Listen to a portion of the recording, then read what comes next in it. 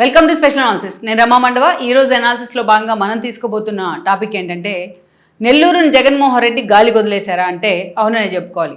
ఒకప్పుడు నెల్లూరు జిల్లా అంటేనే వైఎస్ఆర్సీపీకి కంచుకోట. జగన్మోహన్ రెడ్డికే కాదు, ఆయన తండ్రి వైఎస్ రాజశేఖర రెడ్డి ముఖ్యమంత్రిగా ఉన్న 2 సార్లు కూడా మ్యాక్సిమం ఆయన కాంగ్రెస్ నుంచి చాలా ఎఫర్ట్ పెట్టే ప్రయత్నం అయితే జరిగింది. నెల్లూరుని 2 years కాంగ్రెస్ వైపు మళ్లించడంలో కూడా కొంతమేరకు వైఎస్ సక్సెస్ అయ్యారని అనుకోవాలి. ఎందుకంటే నెల్లూరులో సోమిరెడ్డి లాంటి నేతలు ఉన్నప్పటికీ కూడా అప్రతిహతంగా అలాంటి వాళ్ళకి చెక్ పెట్టే ప్రయత్నం అయితే జరిగింది వైఎస్ వైపు నుంచి. అలా మనం చూసుకున్నట్లయితే ఒక దశలో మాత్రం నెల్లూరు అనేది అటు కాంగ్రెస్కి ఎలా హార్డ్ కోర్గా నిలబడిందో, ఆ తర్వాత జగన్మోహన్ రెడ్డి పార్టీ పెట్టిన తర్వాత కూడా అదే సాంప్రదాయాన్ని ఆ జిల్లా కొనసాగిస్తూ వచ్చింది. ఆ జిల్లా నేతలు కొనసాగిస్తూ వచ్చారు.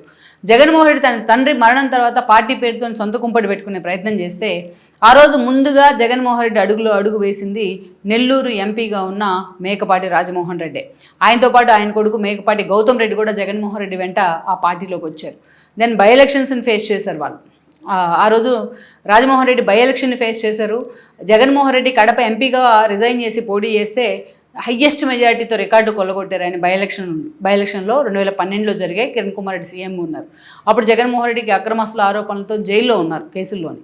ఇక మరోవైపు చూసినట్లయితే సెకండ్ హైయెస్ట్ మెజారిటీ వచ్చింది మేకపాటి రాజమోహన్ రెడ్డికే. అలా అది ఒక ట్రెండ్ సెటర్ అనుకోవాలి అప్పట్లో 2012 బై ఎలక్షన్స్లో. ఆ తర్వాత వేరే 14 వచ్చేటప్పటికే జగన్మోహన్ రెడ్డి ఎంతోమంది నేతలను అక్కడి నుంచి పిక్ చేశారు. కోటంలో శ్రీధర్ రెడ్డికి నెల్లూరు రూరల్ కానీ, అనిల్ కుమార్ యాదవ్కు సిటీ టికెట్ కానీ, కాకాని గోవర్ధన్ రెడ్డి కానీ, అలా అనేక మంది నేతలను, ఏదైతే సునీల్ కుమార్ కానీ గూడూరు నుంచి, ఇక మేకపాటి ఫ్యామిలీ నుంచి మనం చూసినట్లయితే మేకపాటి చంద్రశేఖర్ కూడా ఉదయగిరి టికెట్ ఇచ్చారు, గౌతమ్ రెడ్డికి ఆత్మకూరు ఇచ్చారు. అలా జగన్మోహన్ రెడ్డి మొత్తానికి అయితే 14 ఎన్నికలకు వచ్చేటప్పటికి అనేక మంది లీడర్స్ని నెల్లూరు నుంచి ప్రమోట్ చేసే ప్రయత్నం చేశారు జగన్మోహన్ రెడ్డి. అసలు జగన్మోహన్ రెడ్డి పార్టీలో కానీ వైఎస్ఆర్సీపీలో కానీ మిగతా ఆ పార్టీలో ఉన్న సీనియర్ నేతలు ఎవరిని చూసినా నెల్లూరు మూలాలే చాలా ఉంటాయి. అంతెందుకు ఇక్కడ మనం చూసిన ఈ విషయంలో చాలా హెల్ప్ అయింది ఎవరంటే ఆ పార్టీకి కానీ జగన్మోహన్ రెడ్డికి విజయసాయిరెడ్డి మూలాలు కూడా నెల్లూరు ఉండడం, నెల్లూరే విజయసాయిరెడ్డి పుట్టినూరు కావడం, ఇవన్నీ కూడా ఎడ్జ్ తీసుకొచ్చాయి ఆ పార్టీకి. నెల్లూరుని ఆ దిశగా 2 years పార్టీ వైపు మళ్లించడంలో, ఇతర పార్టీలో ఉన్న నేతలను కూడా నెల్లూరు వైపు తీసుకురావడంలో, నెల్లూరు నుంచి పార్టీలోకి తీసుకురావడంలో విజయసాయిరెడ్డి కూడా సక్సెస్ అయ్యారు. ఎందుకంటే మనం చూస్తే ఆదాల ప్రభాకర్ రెడ్డి లాంటి వాళ్ళు టీడీపీ వైపు మొగ్గు చూపిన ఆయన చివరికి వైసీపీ వైపే తేలే పరిస్థితి ఉంది. అలా మనం చూస్తే ఒక దశలో ఆనం లాంటి వాళ్ళు టీడీపీలోకి వెళ్తారని ప్రచారం జరిగినా బట్ 2019 ఎన్నికల నాటికి ఆయన బలవంతంగా పార్టీలోకి తీసుకొచ్చారు. వేమిరెడ్డి ప్రభాకర్ రెడ్డి ఒక దశలో టీడీపీలో చేరేందుకు సిద్ధమైతే లాస్ట్ మినిట్లో ఆయన్ని పూర్తిగా దాన్ని ఆపేసి వైసీపీలోకి తీసుకొచ్చారు. అలాంటి వేమిరెడ్డి 2019 ఎన్నికల్లో జగన్మోహన్ రెడ్డికి అర్ధబలం అంగబలం అన్ని పుష్కలంగా అందించారు. అలాగే ఎలాగైతే మేకపాటి ఏదైతే పార్టీలోకి వచ్చినారో రాజమోహన్ రెడ్డి డే 1 జగన్మోహన్ రెడ్డితో, అలాగే నెల్లూరు జిల్లా నుంచి అదే స్థాయిలో జగన్మోహన్ రెడ్డి అంటే డే 1 నడిచిన మరొక నేత ఎవరంటే కొవ్వూరు నుంచి మాజీ ఎమ్మెల్యేగా పనిచేసిన ప్రసన్న కుమార్ రెడ్డి. అలా ఎంతోమంది నేతలు నెల్లూరు జిల్లాలో వైఎస్ఆర్సీపీకి ఒక షీల్డ్, ఒక కంచుకోటుగా నిలబడ్డారు. మనం చూసినట్లయితే 14 ఎన్నికల్లో 1-2 సీట్లు టీడీపీకి వెళ్ళినప్పటికీ, వేరేజ్ మనం చూస్తే అప్పుడు ఎందుకంటే ఎంపీగా కూడా మళ్ళీ రాజమోహన్ రెడ్డి గెలిచారు. దెన్ గౌతమ్ రెడ్డి లాంటి వాళ్ళు ఎమ్మెల్యేలుగా కొనసాగుతూ వచ్చారు. నెల్లూరు జిల్లా నేతల హవా అయితే ఆ పార్టీలో కొనసాగుతూ వచ్చింది.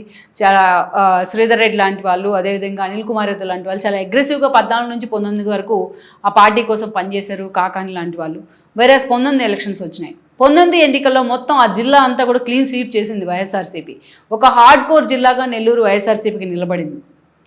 స్టాల్ వార్స్ లాంటి నేతలు ఆ పార్టీ నుంచి ఎమ్మెల్యేలు అయ్యి మంత్రులు కూడా అయ్యారు.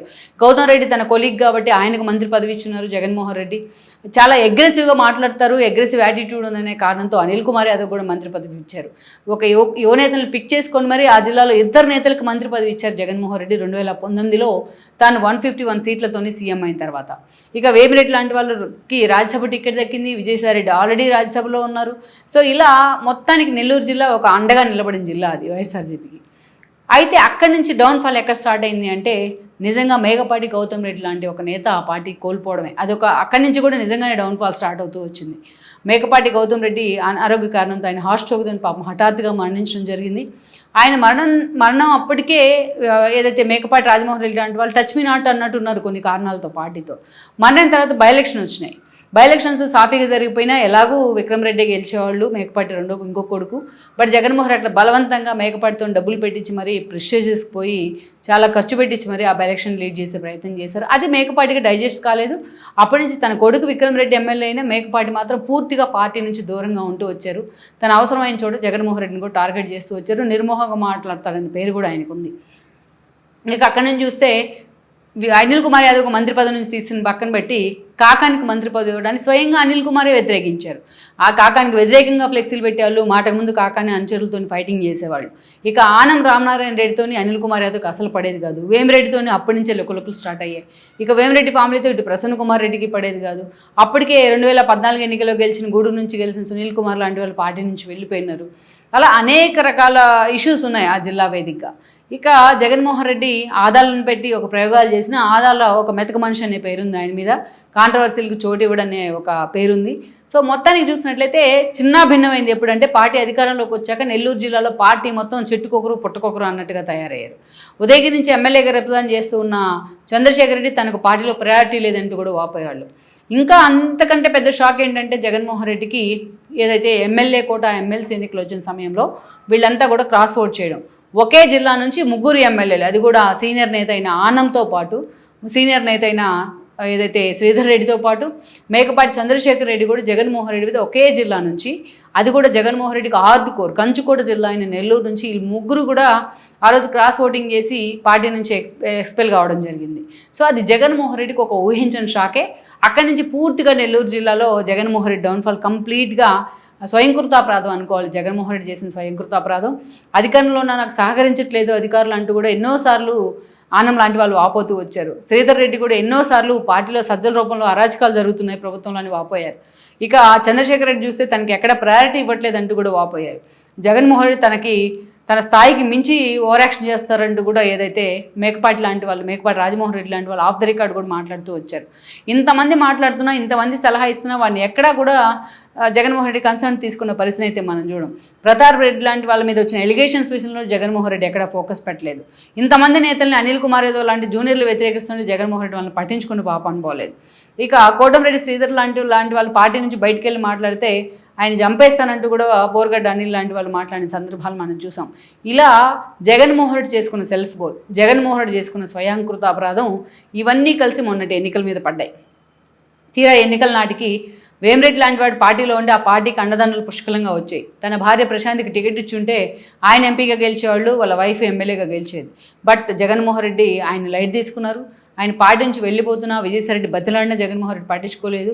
చివరికి ఆయన పార్టీ నుంచి వెళ్ళిపోయి నెల్లూరు నుంచి ఈరోజు టీడీపీ ఎంపీగా ఉన్నారు. తన రాజ్యసభ సభ్యత్వాన్ని కూడా ఆయన రాజీనామా చేశారు. వాళ్ళ వైఫ్ ప్రశాంతి ఈరోజు ఎమ్మెల్యేగా గెలిస్తే ఆమె టీటీడీ బోర్డులో స్థానం దక్కింది. ప్రసన్న కుమార్ రెడ్డి ఓడిపోయారు.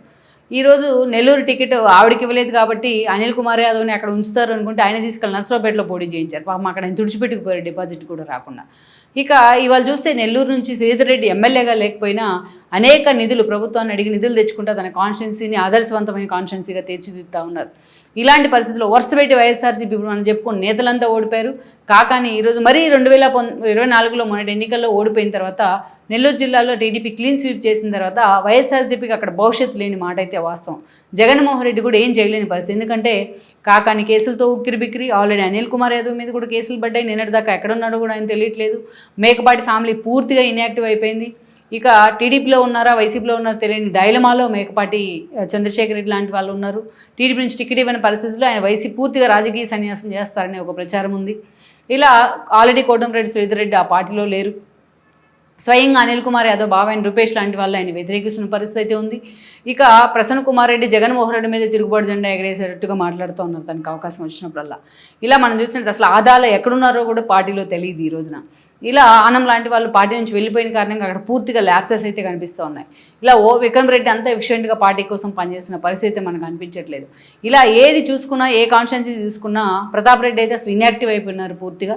సో ఏ కాన్స్టిట్యున్సీ చూసుకున్నా జగన్మోహన్ రెడ్డికి పూర్తిగా ఒక డైలమాలో పడిన పరిస్థితి అయితే ఉంది. పార్టీ అధికారాన్ని కోల్పోయి సంవత్సరం అవుతున్న ఇప్పుడు దాకా అక్కడ ఒక లీడర్ని పార్టీకి ఒక ఫేస్గా పెడుతున్న పరిస్థితి తెలియదు.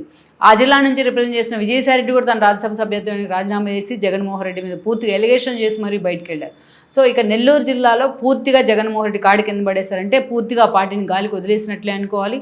మరి ఈ విషయంలో జగన్మోహన్ రెడ్డి ఒకప్పుడు తనకు అండగా నిలబడిన నెల్లూరు జిల్లా విషయంలో జగన్మోహన్ రెడ్డి తిరిగి సీరియస్గా ఫోకస్ పెడతారా, లేకుంటే ఆ జిల్లాని అలాగే వదిలేస్తారన్నది మాత్రం నిజంగానే ఆ పార్టీలో హాట్ టాపిక్ అవుతున్న అంశం. ఈ వీడియో మీకు నచ్చినట్లయితే please share, like and subscribe